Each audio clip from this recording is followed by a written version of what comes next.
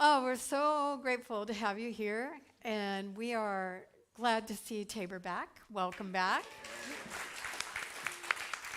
So why don't we, if we're able, stand and we'll sing our way into our service. I woke up this morning with my mind staying on spirit. I woke up this morning with my mind staying on spirit. Oh yeah, I woke up this morning with my mind staying on spirit. Hallelujah, hallelujah, hallelujah. Walking and talking with my mind staying on spirit. Walking and talking with my mind staying on spirit.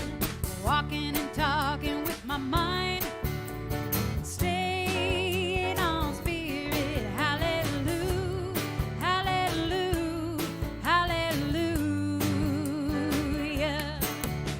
You can't blame your neighbor with your mind staying on spirit. Oh no, you can't blame your neighbor with your mind staying on spirit.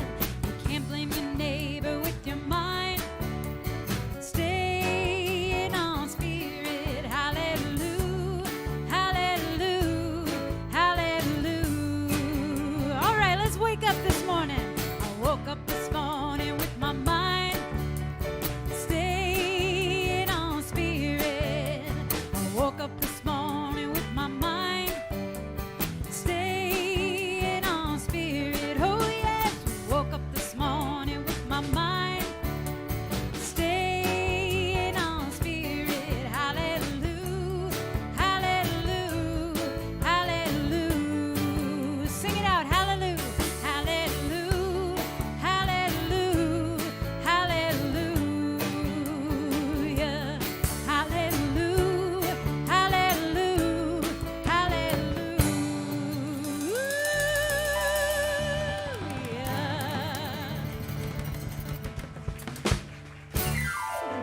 Well, good morning, beautiful faces. Take a minute to greet some of those neighbors out there.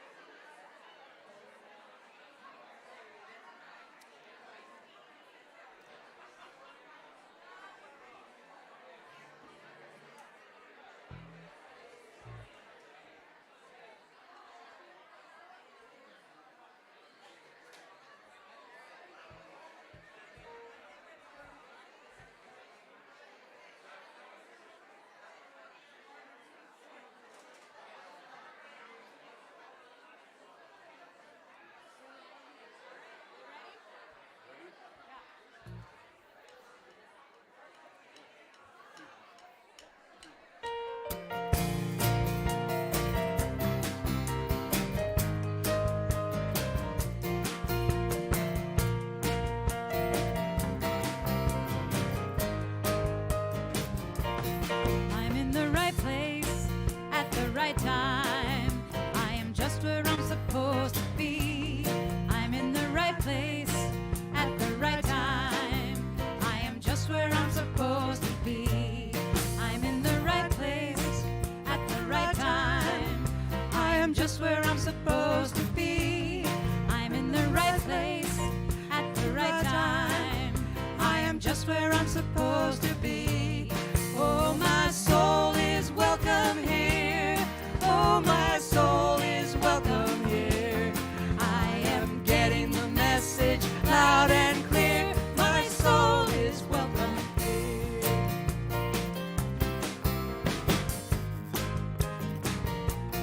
I'm in the right place at the right time. I am just where I'm supposed to be. I'm in the right place at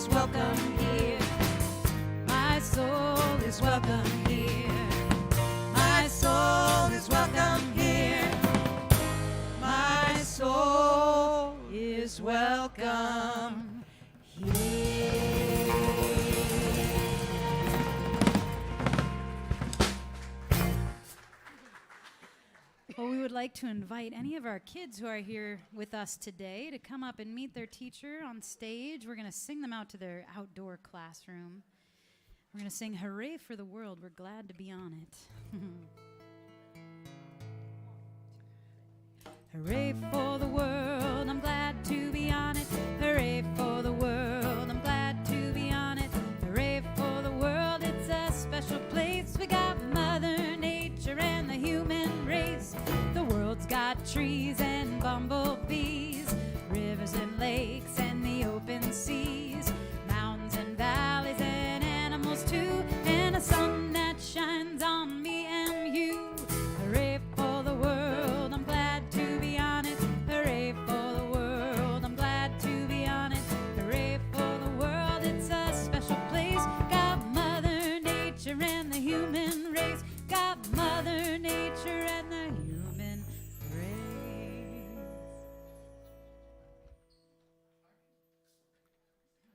I guess that would be me. Hi, how's everybody? Great. What a great crowd, wow. Welcome, welcome. Aren't they fabulous? Just fabulous. So I'm Michael Tatlock, I'm the practitioner of the day, and there's a whole spiel that I forgot to do last week, so I came back to do it this week. So here we go. So not a fashion statement, remember? Not a fashion statement, it's a hint, because we practitioners are available for prayer. So if you see one of these, come up and you ask us if we would do a prayer for you, and we would be more than happy to. Also, we're so 21st century here. There's a little jar in the back on that table. Well, maybe it's like 16th, 17th century, I don't know. Anyway, and you can get a writing instrument known as a pen, and there's a piece of paper there, and you can write down what your prayer is, put it in that little jar, put the lid on it, and then we'll give you a prayer. Or, now here's where we get really 21st century. You can go online. Ooh. I know, right? It's amazing. So you can go online, and you can fill out a prayer request there, and you'll get a prayer. So many ways to reach us. So why don't you just settle back, take a nice deep breath, and know with me that right here, right now, there's just one power, one presence, one beingness that surrounds us, that flows through us, and is at our center, the divinity that we are. And from here, we just rise in joyous anticipation for what we are about to receive today. And in this joy, there's so many possibilities. Gesundheit. And out of these possibilities come so many choices that we get to make, and we each individually are empowered to make that choice. So knowing that as all the elements of today come together to raise us up, as we hear the talk from Dr. A and the music from Tabor and the band and the love that is present in this space, I just declare this to be exceedingly good and gracious and joyful and happy. And I just say, and so it is.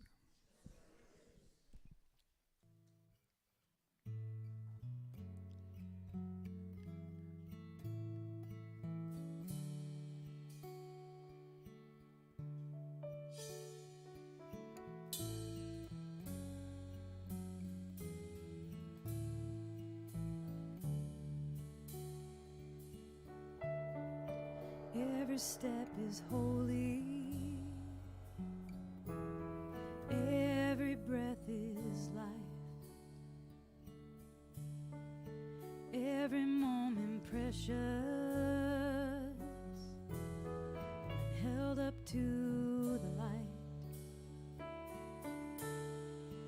Every heart connected. Each the face of love. Grace has shown me is holy.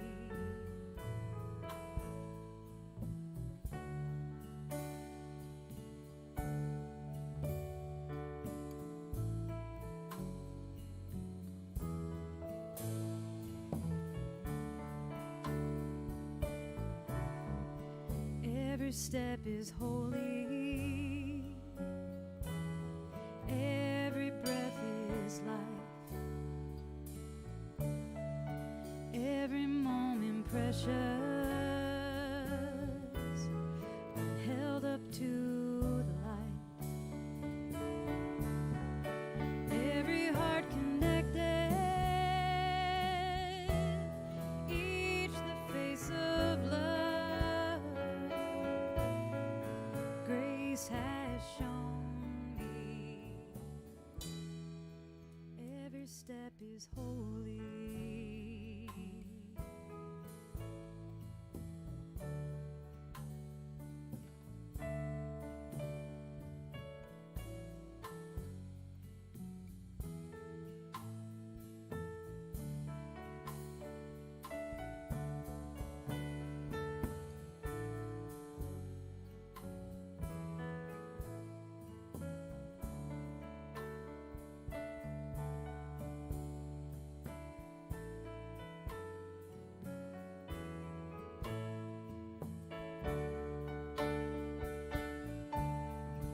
Every step is holy. Every breath is life.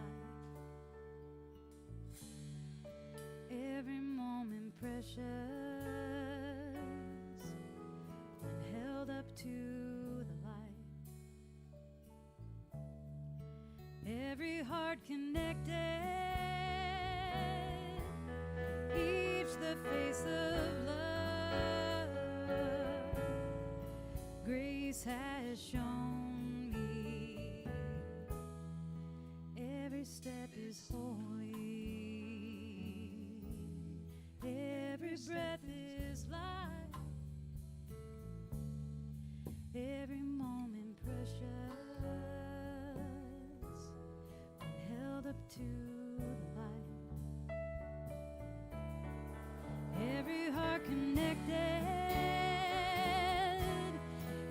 the face of love. Grace has shown me. Every step is holy.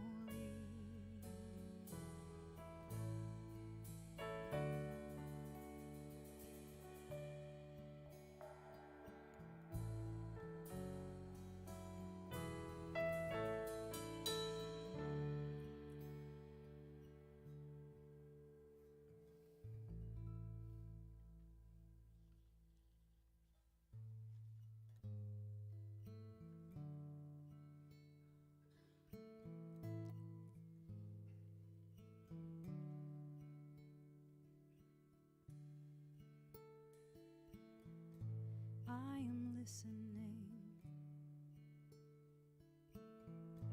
to the wisdom of this body, and I am honoring the balance that exists in all things. I am listening to the wisdom of this body, and I am honoring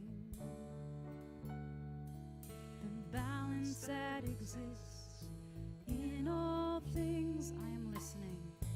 I am listening to the wisdom of this body, and I am honoring the balance that exists in all things. Slow my step, move with grace. Through each breath I'll find my way.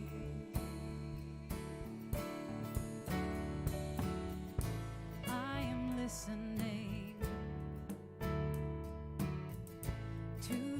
wisdom of this body, and I am honoring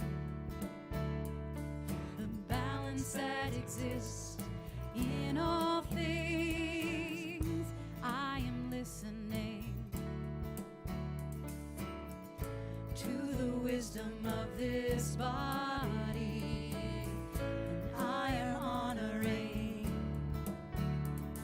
the balance that exists in all things. Slow my step, move with grace. Through each breath I'll find my way, find my way.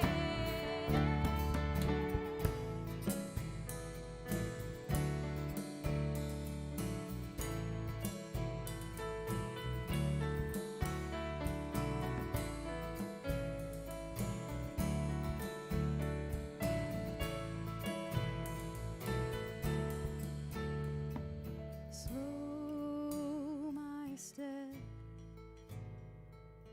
move with grace.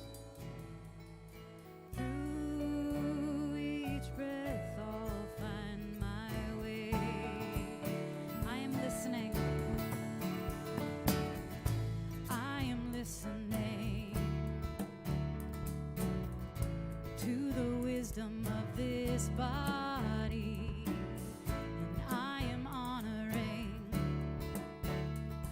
the balance that exists in all things. I am listening to the wisdom of this body, and I am honoring the balance that exists in all things, the balance that exists in all things. Oh, the balance that exists in all things, the balance that exists in all things. Oh, yeah, the balance that exists in all things, the balance that exists in all things.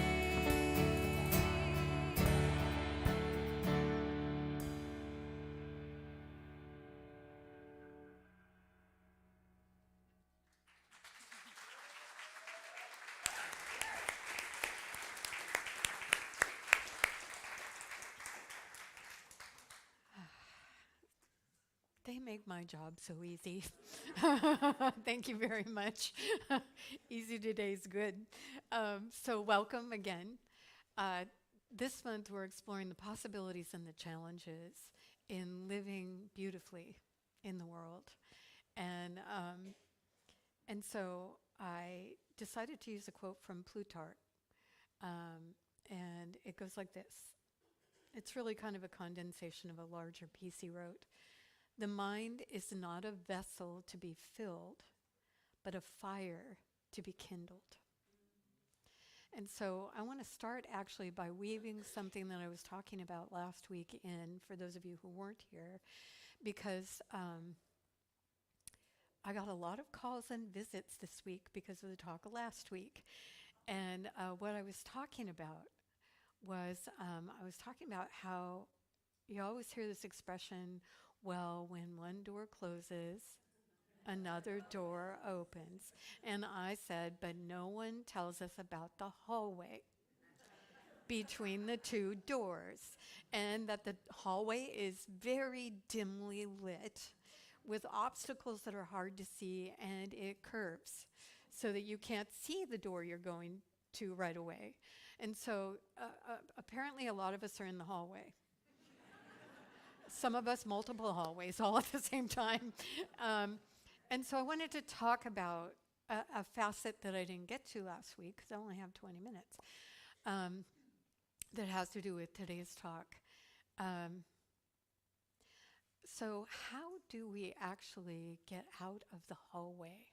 Because what happens to a lot of us, including me for a while, I was talking about an experience in my life where it was very difficult, very, very difficult. Worst thing I've ever been through, probably.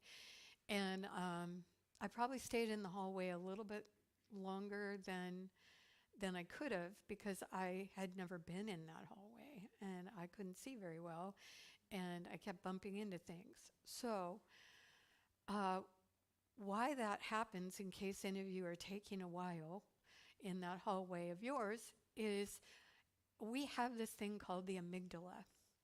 And remember, I was a therapist, so I'm going to throw words at you and then explain them.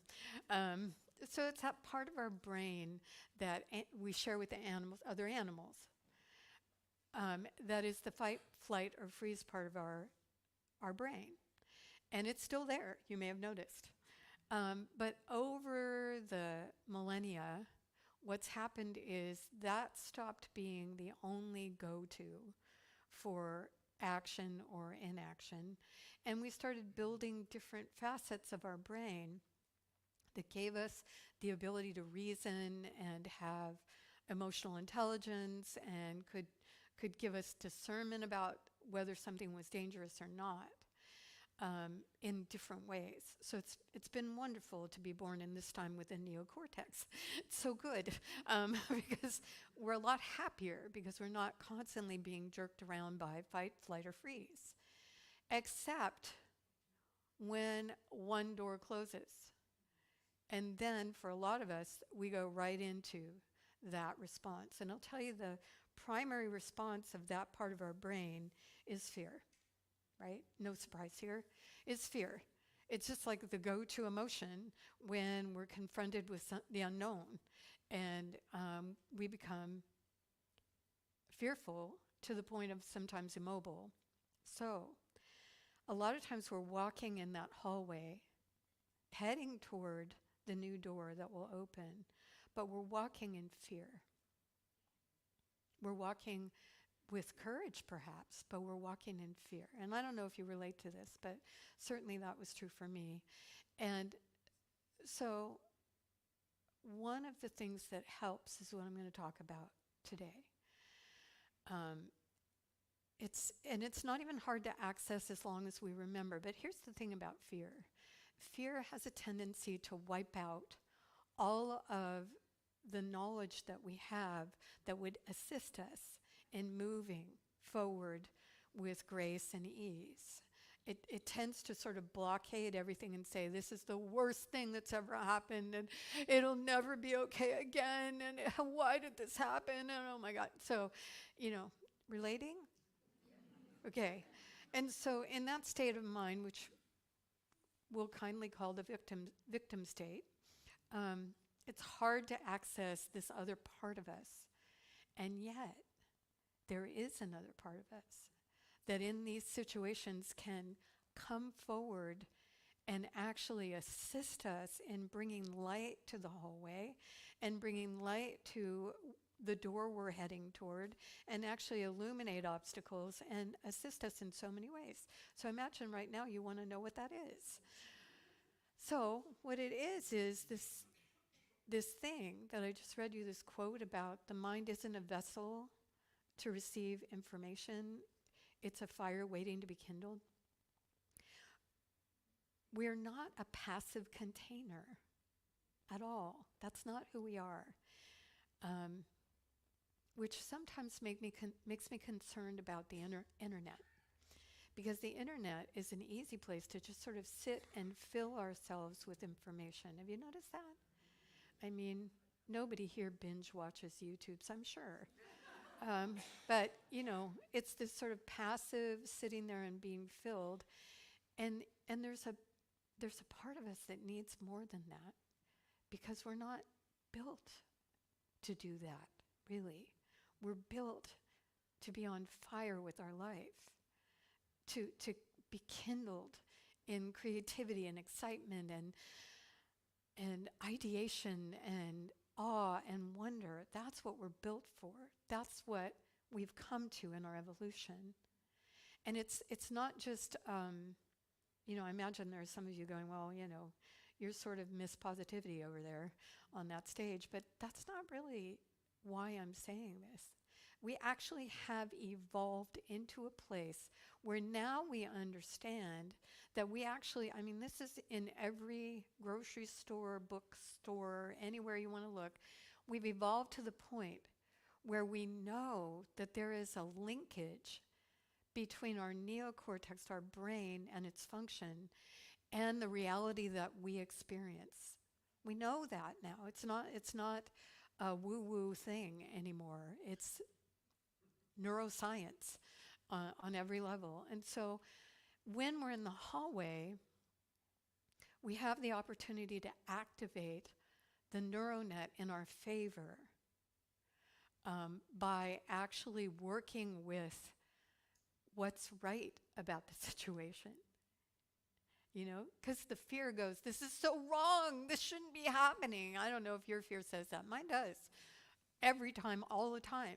And so to circumvent it, one of the tricks that I've learned in being a therapist and doing this work for so long is to actually ask a different question. Instead of saying what's wrong, what's right about this for me?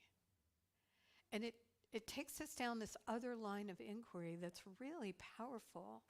It doesn't in any way mean that hard things aren't happening. It's more like, all right, but what's the frame? How can I frame this so that I can actually move forward with authority, knowing that there is something for me here? So it's kind of the difference between, for me, it's kind of the difference between organic intelligence and artificial intelligence, which we're meeting and using all the time now, right?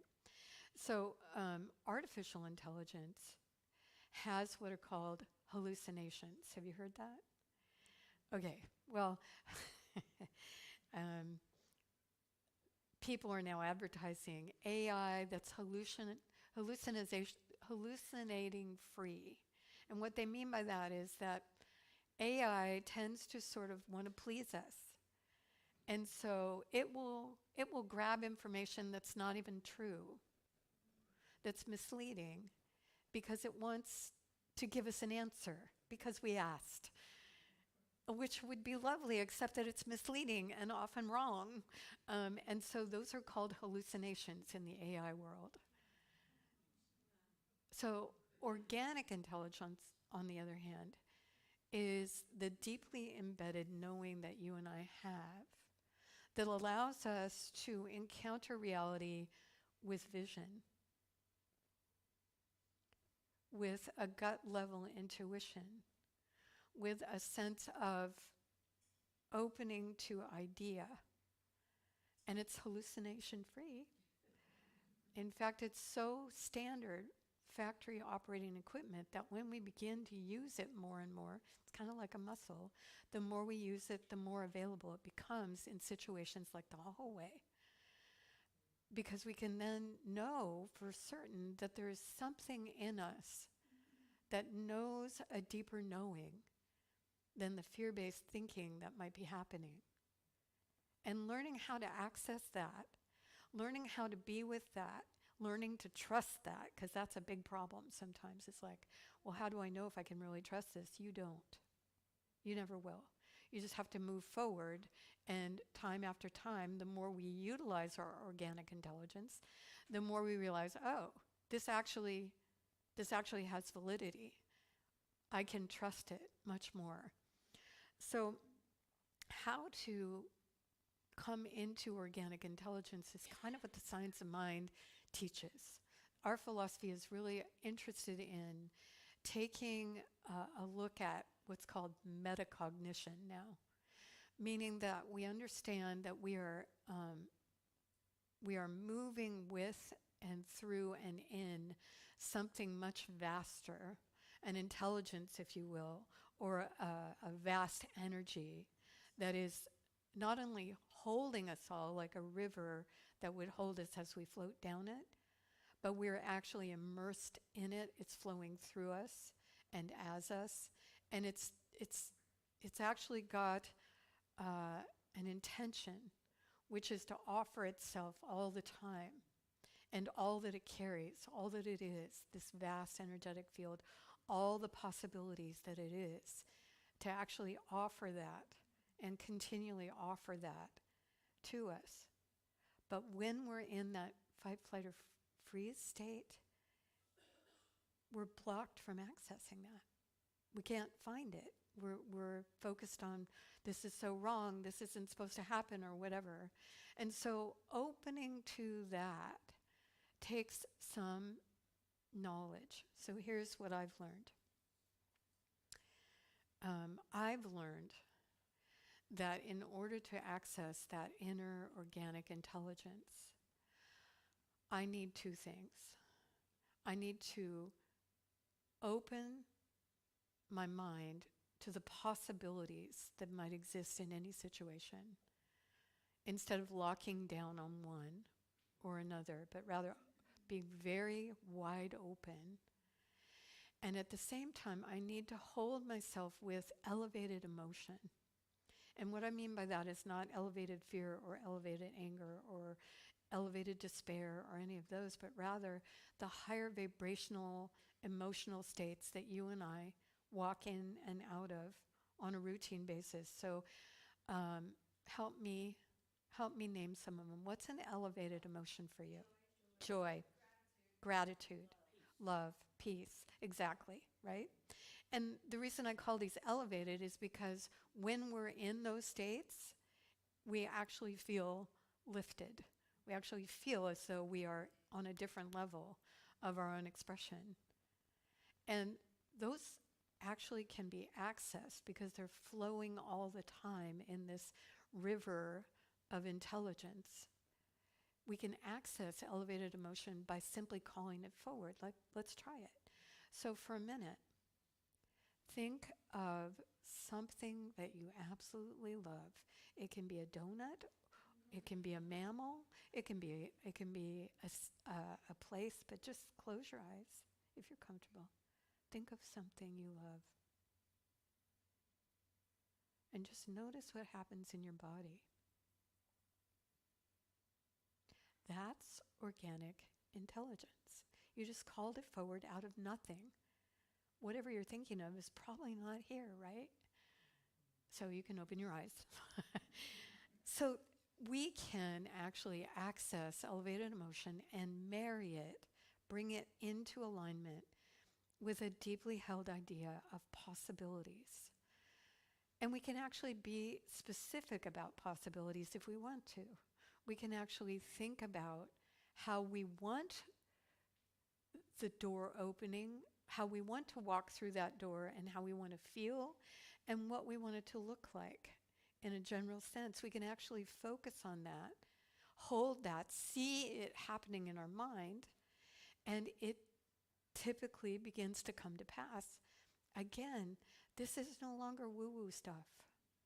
This is like every athletic training program in the world for the Olympics has their athletes doing this work, seeing themselves running and crossing the finish line first and feeling the joy and the exhilaration and the exhaustion of that.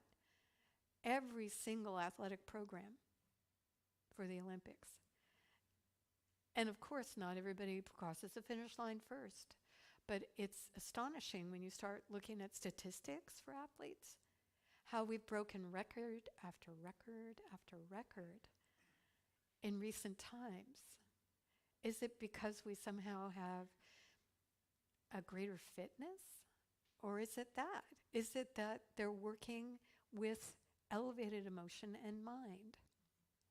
Specifically, the part of our organic intelligence that can hold something as real even when it isn't here yet. See, that's what the amygdala can't do. It's too primitive. It can't do that. And so this other part of us that's developed can hold a reality for us until we literally walk into it. It's very powerful. So there's a story I brought from Joe Dispenza, a very famous person, by the way. This is from his book, Breaking the Habit of Being Yourself. And I love this story. There's stories like this all over. In fact, you probably have one. But here's just a fun story because I happen to like Italy a lot. Anybody else? Yeah, everything about it. So this is a story of Joe Dispenza's daughter. So he said, my children, now young adults, have used this process that I've described, exactly what I've described, And as a result of practicing these techniques, they've manifested some remarkable adventures. Since their childhood, we've had an agreement that they work on creating material things or events that they want to experience. However, the rule is that I won't interfere. They have to create intended realities of their own using their mind and interacting with the quantum field. My 20-something daughter studies art in college. It was springtime, and I asked what she wanted to manifest during an upcoming summer break. Well, she had a laundry list. Instead of the typical college student home for the summer job, she wanted to work in Italy, learn and experience new things, visit at least 6 Italian cities, and spend 1 week in Florence, since she had friends there. She wanted to work for the first 6 weeks of the summer, making a decent wage, then spend the rest of the break at home. So this is a very specific idea, right? A reality that she's like laying out for her dad. I commended my daughter for her clear vision of what she wanted. This is using organic intelligence, clear vision, and reminded her that universal intelligence would orchestrate the way her dream summer would manifest. She would take care of the what, meaning she would say what, the greater consciousness would handle how. Since my daughter is practicing the art of thinking and feeling ahead of an actual experience, I merely reminded her, and this is the most important part of this story, I merely reminded her to not only set an intention every day with regard to what that summer would look like, what people she would see, what events would transpire, what places she would visit, but also to feel what it would be like to experience these things. I asked her to create the vision in her mind until it was so clear and real that the thought she was thinking became the experience. And her brain's synapses began to wire that information as if it was a reality, which is now what we know happens. If she was still being, quote unquote, the young woman in the dorm room with a dream of going to Italy, then she would still be the same person living the same reality. So while it was still March, she had to begin, quote unquote, being that young woman who'd been in Italy for half the summer. No problem, she said. She had experiences like this before. I reminded my daughter, you can't get up from your mental creation of this experience as the same person you were when you sat down. You have to get up from your seat as if you just had the most amazing summer of your life. Making it so real, right? The story goes on, and I'm debating whether to tell you or not. Would you like to hear the rest of it? Okay, because it's important too. After every mental creation, she was to go about her day living in the elevated mood of gratitude generated from having had the most amazing summer of her life. My daughter called a few weeks later. Dad, the university is offering an art history summer course in Italy. I can get the cost of the program and all expenses down from $7,000 to $4,000. Can you help pay for that? Well, it's not that I'm an unsupportive parent, but this didn't strike me as what her original intent was. She was trying to force and control the outcome of this possible destiny instead of allowing the quantum field to orchestrate the events in a way that was right for her. I advised her to really inhabit the Italian trip and to think, feel, speak, and dream in Italian until she got lost in that experience. A few weeks later, she called again, and her excitement was palpable. She had been in the library chatting with her art history teacher, and they eventually slipped into speaking Italian. Both spoke the language fluently. At that point, her teacher said, I just remembered. One of my colleagues needs someone to teach level 1 Italian to some American students who will be studying in Italy this summer. Of course, my daughter was hired. Get this, not only would she be paid to teach, all expenses covered, but she would be in 6 different cities in Italy for 6 weeks, the last week in Florence, and would be able to be home for the second half of the summer. Right? Well, as amazing as that is, and it is amazing, we can do that. I mean, I don't necessarily want to do that, but definitely, especially when we're in the hallway and fear is talking to us saying, this is the worst thing that's ever happened. Life will never be good again.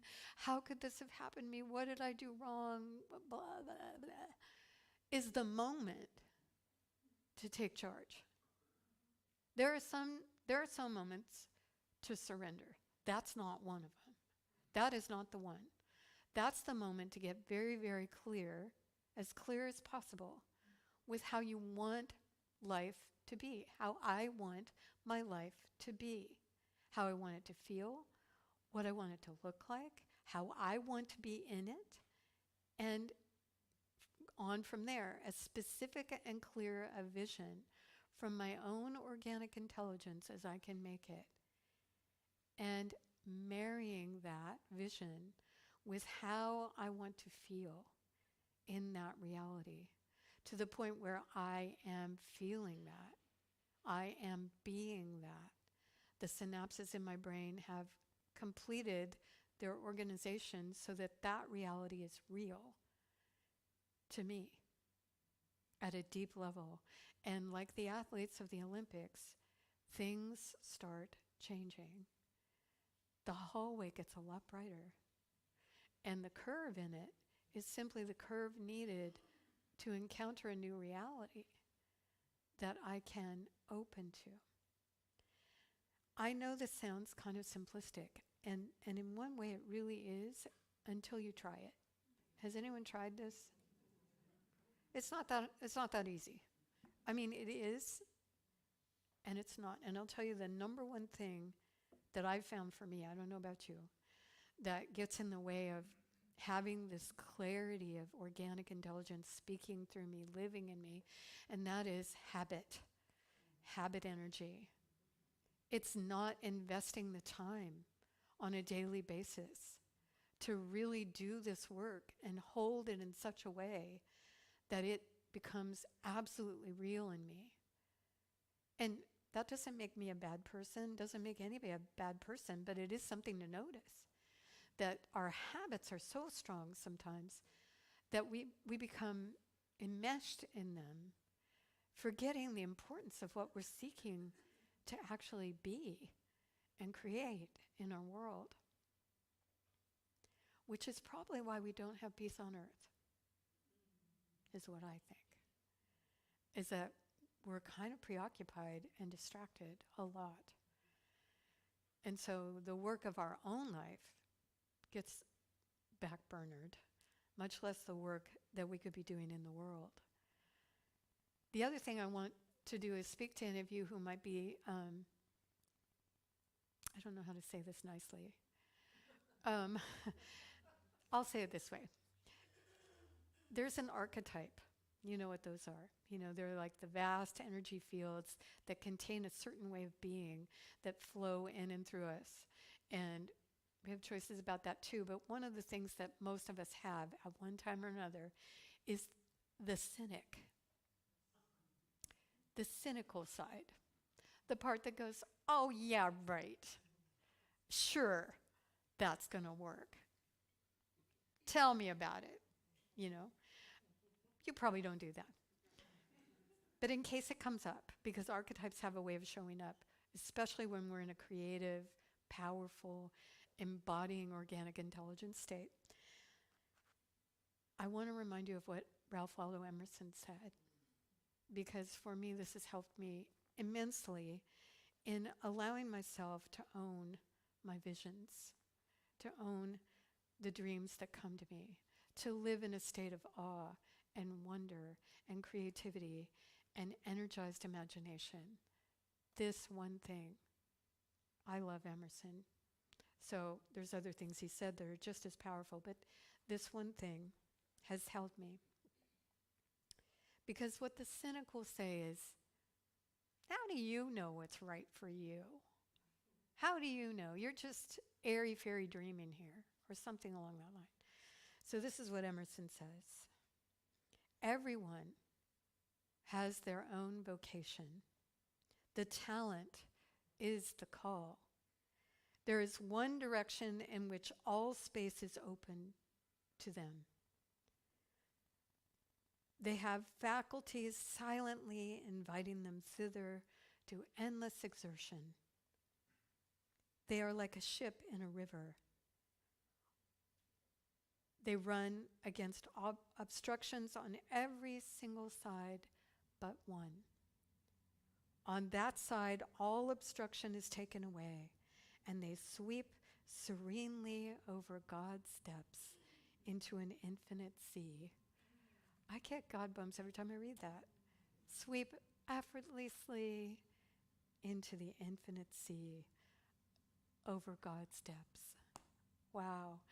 So, what that does for me and how it connects to this talk is that often when we are beginning to really embrace our power and our ability to actually create a reality and walk into it, there can be pieces of us that say, we're not worthy of that. Why should we have that when everybody else doesn't? And other words like that. And I put it to you, I believe wholeheartedly, that each of us came to this planet and incarnated in this lifetime because we have something to offer that's unique and ours. And part of dreaming and wonder and creativity and active imagination and creating reality will always carry what you've come here to do. It always will. You're drawn to it. It's the open channel to the infinite sea and your own depths. So you can trust what the organic intelligence is saying and inviting you into. You can trust it. And I speak from personal experience. I know it's hard, especially if we're just beginning to learn how to do this. But oh my goodness, you can trust it. Your gifts are meant to be offered into this world, no matter what they are. Who knows what your gift, no matter how small or big, will do to change for the good the rest of us. So I encourage an awakening for all of us, and I commit to getting up every morning and doing this work without letting the coffee distract me too much. I'll make the coffee, I'll smell the coffee, but I'll do the work. Because it's important to live the life that we came to live. It's important to invoke and invite the gifts that we've come to offer and to live strong and clear, free from fear, with an elevated sense of love. So I'll do a prayer for that. How about that? And if you want this prayer, all you have to do is in your own mind say whatever she's saying, yes. Okay?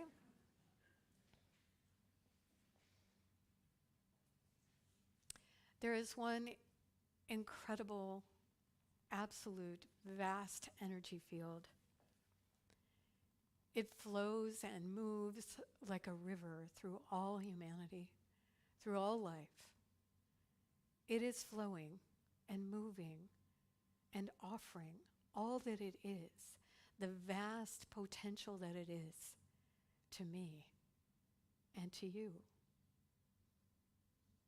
It never ceases offering. It never ceases flowing. And so remembering that I am in this incredible flow of divine intelligence and powerful love, I allow myself to open to the highest and most beautiful idea for my life right now. I allow myself to sit in meditation, to settle into the peace and the love that surrounds me and flows in me, and open my heart and mind so that that high vision can reveal itself. And once I see it and know it and feel it, I trust it and allow myself to move with it in prayer, in meditation, in vision, and in fact. I allow my mind to act as if it is real.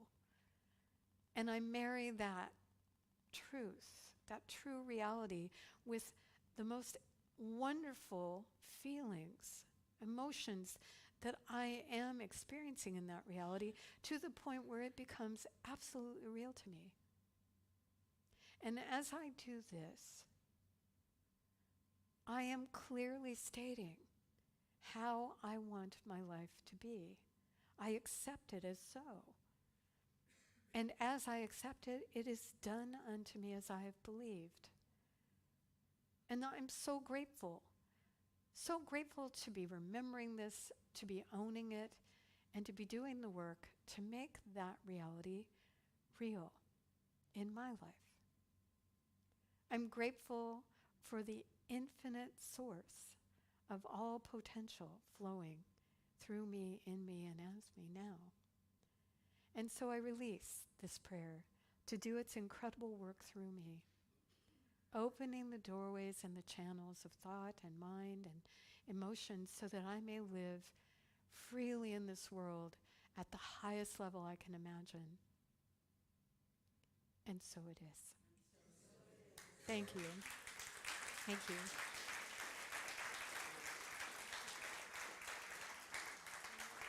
Well, that was fun. And I hope you'll do it with me. And we'll talk to each other about the incredible things that are happening. So right now, Janet and Carol, our ushers for the day, are preparing for the offertory. And I thank you in advance for any gift that you give our center financially, as well as all the gifts you give by being here, volunteering, and showing up.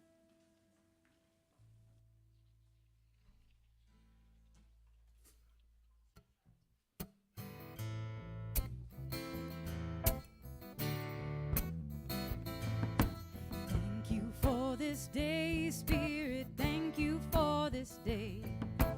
Thank you for this day, Spirit. Thank you for this day. This healing, this healing, this healing day. This healing, this healing, this healing day for love. Thank you for this love, Spirit. Thank you for this love. Thank you for this love, Spirit. Thank you for this love. This healing, this healing, this healing love. This healing, this healing, this healing love for peace. Thank you for this peace, Spirit. Thank you for this peace. Thank you for this peace, Spirit. Thank you for this peace. This healing, this healing, this healing peace. This healing, this healing, this healing peace. Thank you for this day, Spirit. Thank you for this day. Thank you for this day, Spirit. Thank you for this day.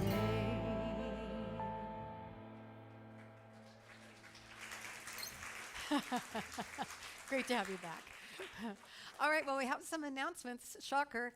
The first one I want to make is about our Gourmets for Good. We had a Gourmets for Good event. I heard it was incredible. They all have been. This was with Ginny and Jan Hayes. Ginny and Jan, I don't know if they're here. Nope, they're not here because they really worked. How many of you went to that? I heard it was incredible, right? Yay. So if you're new with us, what this is we have a fundraiser that we do once a year called Gourmets for Good. People volunteer to cook a meal, and then we all bid for a place at the table. We raised over $17,000 this year. Yeah. It's a good one. And so thank you to everyone who's cooked or bid and got a place at the table. It's been a great season. We're closing in on it now and moving into a different phase. So good. So this is my friend, Reverend Michelle Wadley. Welcome her, please. Reverend Michelle and I go way back. And she was in town. She was up in White Rock doing a practitioner retreat. And she reached out and said, "Would you like me to come and offer a workshop?" And I said, "Are you kidding?" Yes. So we've had fun playing around town, and today she's here from she's yeah, I taught her Quirkle. Do you know Quirkle? Oh, I wish I'd bought stock in Quirkle. I've turned on so many people to that game. It's fun. But today, what's fun is she's doing a very lively, very fun workshop that explores some dark areas, but with a really beautiful touch. It's called The Joy of Authenticity. I know many of you have already signed up for that. We're going to start it at 12:30 and go to 3. And we'd love you to be a part of it if you'd like. If you're just hearing about it now, you have time to go get food. And you'll sign up. There'll be a table in the back. You can sign up. And if you're registered, just check in with Clara. She's going to be our registrar today. Reverend Michelle also is quite an author and has a number of books. She's brought one book that just was published by St. Martin's Press. And if you'd like a copy, you can purchase a copy. I'll be womaning the book table, and they're $20, right? $20. So that's today. And then right after the service, this is a big day. So right after the service, the reason we bumped this workshop to 12:30 is we're inviting you to come with us, all of you, really, to go out to the wedding patio. You can see it from here. And meet the Earth Steward team that's there today. And we're going to take you on a walk to kind of opening ceremony, the installations that various different art people have done to celebrate the earth in some way or another. And so it'll take maybe 15, 20 minutes max. And we're walking outside. And we'd love you to join us and bless it. Each of the artists that was able to be here today is going to just share a little bit about their idea, and that includes Joe and me. So we hope you'll come and just be part of opening the way for our trail system to have some beautiful different things in it. And then I'm teaching. I am up to 50 students. So we'll be meeting in here. But if you would like to join me, this is the last chance to register today. You can register online or at the Ask Me desk in our classroom. And the class is 5 weeks long. It goes for 2.5 hours, starts this coming Tuesday. It should be fun. It's hybrid, so you could also join on Zoom if need be. And we would love to have you be a part of this. I think the registration is because I'm retiring at the end of the year. And so thank you for being my students. I'll have one more class before I retire and move into my encore career, but I'm glad to have you. And then our ritual team got together. We have a wonderful, very special ritual that you're invited to come to here on the grounds on Sunday, September 22nd, which this year celebrates the autumn equinox, which is when the light and the dark are equally balanced for about a nanosecond. And so we're going to celebrate that. We are aware of melancholy at this time of year as well, because from then on we go into less light. So we're having a fire. And you're invited to come. We'll do some drumming, we'll do some singing, we'll do some process work, and it'll be all done in an hour. So you're welcome to come. We're gonna meet at 4:30 on the patio so that it's still light. And we get done in time so you can get home before it gets dark. And then tonight, I said it was a big day. Tabor is doing a community song circle. Would you like to talk about it? Yes. How many of you have come to one of the song circles that we've had? Yes. It's if you enjoy singing, or maybe you're afraid of singing even, it doesn't matter what your relationship with your voice is. This is a really awesome time for us to come together as a community and learn some really simple songs. There'll be playful songs. We'll do some improv just with some instruments and our voices, but also you'll be learning some of these more mantra-like songs that you can take with you for the rest of the week. And this will be a once-a-month thing happening, and so we'll get a list of the dates soon. But today is the first one kind of heading into the darkness. We're going to bring some light by singing together. So I hope to see you at 6:30 tonight. Yeah, here in the sanctuary. And then we're having a new member information session next Sunday after the service. And this is an opportunity for any of you that are thinking about joining as a member. You don't have to ever, but in order to be a member, you have to go to one of these information sessions, and this is the last one for a year. So we'd love you to come and find out what being a member means, and then if you're drawn to become a member, we'd love to have you. It's a little step up in terms of commitment. So that's next week at 11:45.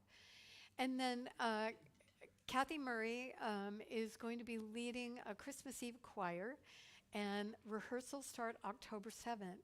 There's a sign-up sheet for any of you who would like to come and sing with the choir. You don't have to read music, and we'd love to have you be a part of it. She loves having lower voices, and so in addition to our sopranos, which we also love, we'd love to have some altos, tenors, and basses. I'm heading into Tenorland.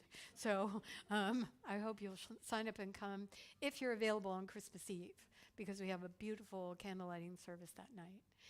And there we go. The Cucina Povera Tuscan cooking was wonderful. Oh, just a minute. A surprise. Uh-oh. There's 3 of them.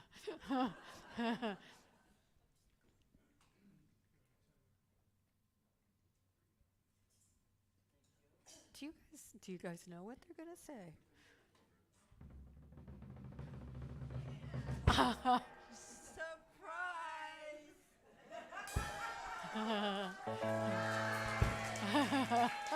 What? Surprise! Oh! Oh! Whoa! You can't really surprise Dr. Andrea. But is this on, right? We are entering the last few months before her retirement. So it's not just boo-hoo, how sad. It's also how exciting.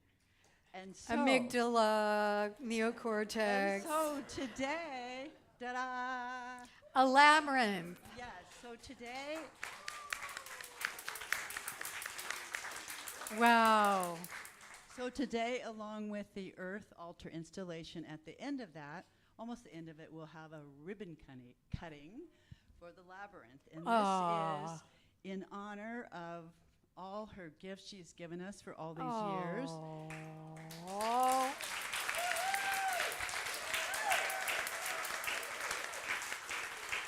And it's for all of us and from all of us too.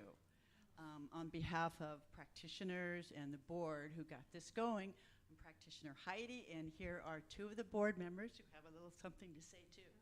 So afterwards, please join us in the tour of the earth altars and the labyrinth. Oh, wow.